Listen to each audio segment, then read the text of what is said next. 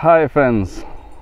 So the last week I was attending some spiritual talks, spiritual gatherings, and what I observed, and which is interesting, is that there's a lot of talk about samadhi, there's a lot of talk about what the great masters did, what they attained. In some way, I don't know why, but it still sounds like samsara, it still sounds like maya, where you're out to get somewhere, where you're out to achieve something, where you're out to struggle and make it big now in the spiritual world. So I don't really subscribe to this idea. After being a seeker for so many years, for a couple of decades, I don't subscribe to this idea that there is something far, that there is something unattainable. There's a heaven, there's a samadhi, there's a state of being. And then someone said to me, it's evolution when you strive for all these things. And I don't see this idea as evolution, because evolution is something which is natural, In nature, everything is growing naturally. The seed doesn't struggle to become a tree, right? And the bud doesn't struggle to become a flower. The rain doesn't struggle to fall from the sky. The rivers, there is apparent struggle on the way. There is apparent push and pull, but it's just happening. It's not aspired for, it's not aimed for, So it's interesting that this kind of commentary is going on in the spiritual world. Scriptures are being quoted, ideas are being spread. You'll get peace of mind, you'll get happiness if you do this, if you do that. And people always say, how will this happen? And then they give you techniques, they give you methods, they give you toys to play with, which is, I think, part of the game. It happens initially. You go through the stage of seeking, and then the seeking also becomes a sort of addiction, because then you are constantly striving for more and more and more. Somebody is sitting for 1 hour, then you say, no, we should sit for 2 hours. And then somebody is sitting for 2 hours, then they say, no, you should sit for 2 days continuously.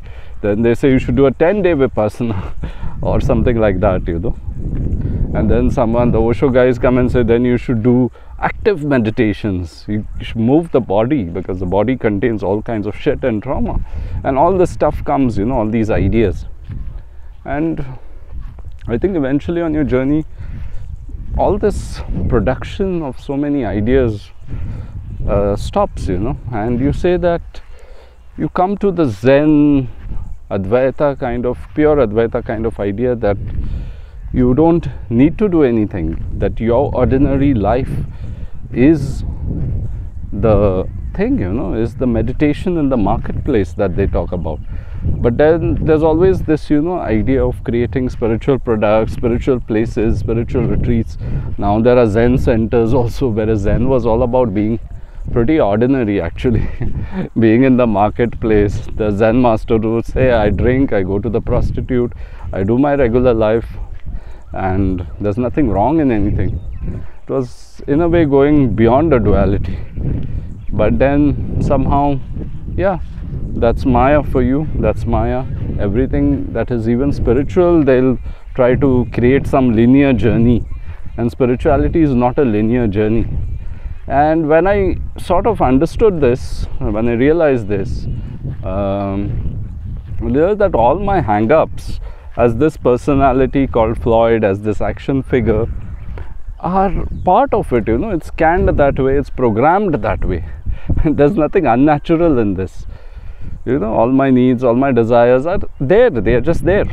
And the more I accept it, the more I fall in line with it, it sort of doesn't bother me anymore. It's there, and it brings real emotions which seem real for this guy called Floyd.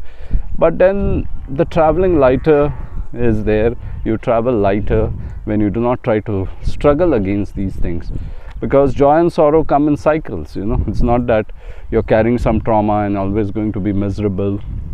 yeah, it can be there, something can be there, it can be worked through therapy, through healing, as per the need at that time. And your spiritual journey, I don't think everyone has to stop meditation, stop spiritual processes and stuff like that. But what I see it as a celebration, as a gratitude. You celebrate it, you have gratitude for what is going on, for the existence, for the deities, for nature, whatever it is. You just revel in that, you just delight in that. And that's a beautiful way of, as I say, traveling lighter.